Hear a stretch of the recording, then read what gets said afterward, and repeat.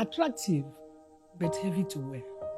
Welcome to today's episode on Realities of Life series. Our topic today says leadership. For the topic we have today on leadership, we are trying to look at helping leaders to lead well. The truth is that an adage always says, uneasy lies the head that wears the crown. There is a crown. When you look at the crown, everybody will desire to wear that crown. But when you put on the crown, you will discover how heavy the crown is. And it's only one that wears the crown that knows the heaviness of the crown. People by the side are watching and they are expecting so much from that person. And of course, most times they don't meet up. The fact is that we have what we call leadership in all levels, in all classes of life. Governmental leadership, you have the presidents, governors, and local government chairpersons. And then we have leaders in churches of different groups of 50s, 20s, 100s. And then we have leaders in different parastatals of life, banking industries, hospitals, metrons. We have leaders in different clubs and social clubs and communities. We have the leaders that lead communities and the rest of them. We have leaders even in school. We have what we call prefects. We have all this. So at every level of a life, there is a leader. The leadership is meant there to maintain order. The leadership is for somebody to be guiding and others will be following, just to make sure there is peace and tranquility, whatever is happening. So that's why leadership is very important. We will remember that when the people of Israel were sent to go and spy the land before they entered the promised land by God, they were sent, 12 leaders were sent from 12 tribes of Israel. And we were told that they were leaders of 50s, 100s, 20, 30s, and the rest of them. So at every level, even in primary school, you have leaders. So, but I want to tell you that in every level, leadership is not easy. Expectations are placed on leaders. So much so that unless you have been there, if you have not been there, you may not see reason to help. You may not see reason to encourage. You may not see reason to pray. You may not see reason to even sympathize. Because as far as you are concerned, certain things must be done. I have observed, and I believe you would have observed alongside with me, that no matter how a leader tries to do anything, there will always be opposition. That is one thing, very, very significant. I have not seen a leader that does not have people opposing him or her.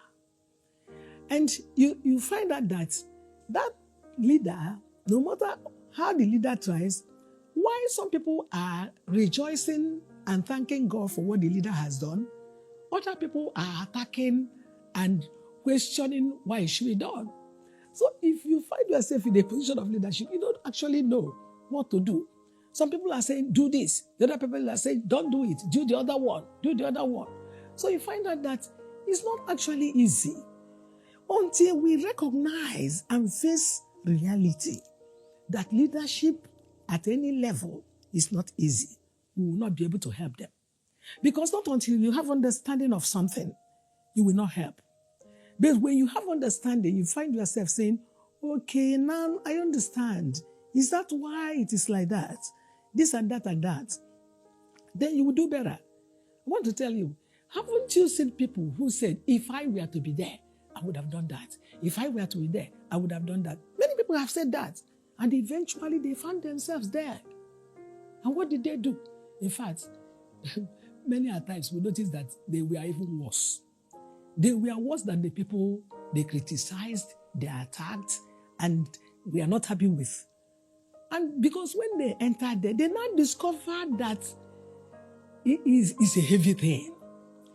And I want to encourage us and for us to know that in leadership, most of these leaders, especially the more you go, the higher expectation.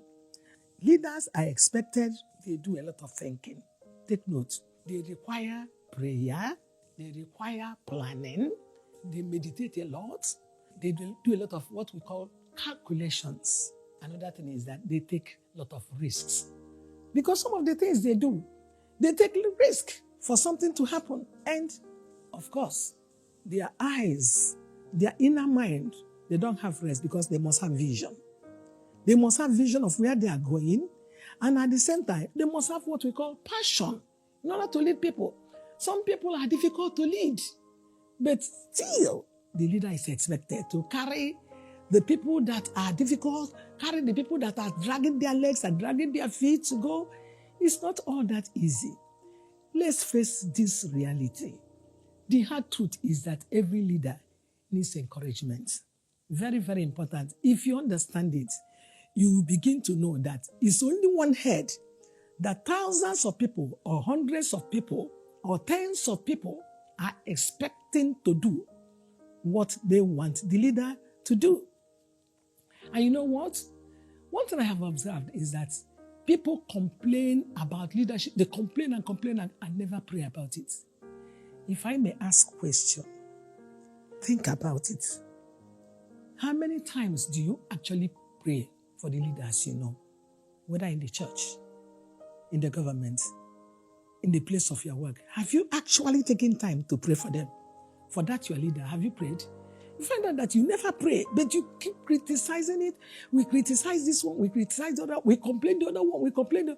I believe that if we leave complaining and criticizing and start praying, God will help them.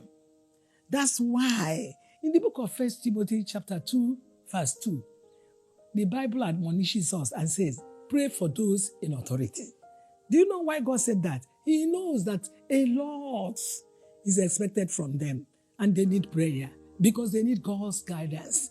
They need God's guidance and then wisdom, knowledge, and understanding.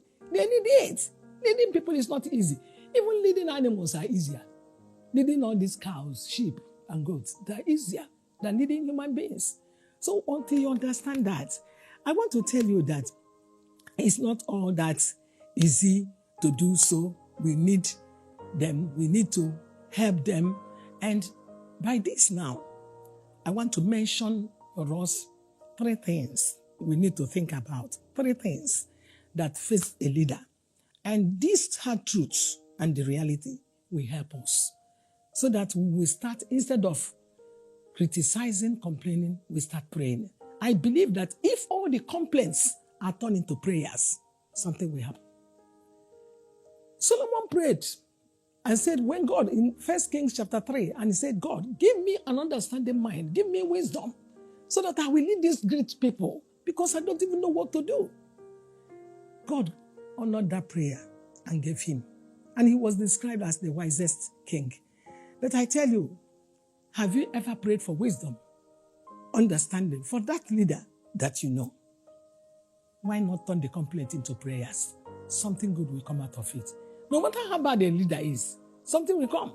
Was it not the same Nebuchadnezzar that wanted to burn Shadrach, Meshach, and Abednego? Was it not the same person that turned and said, we shall worship God?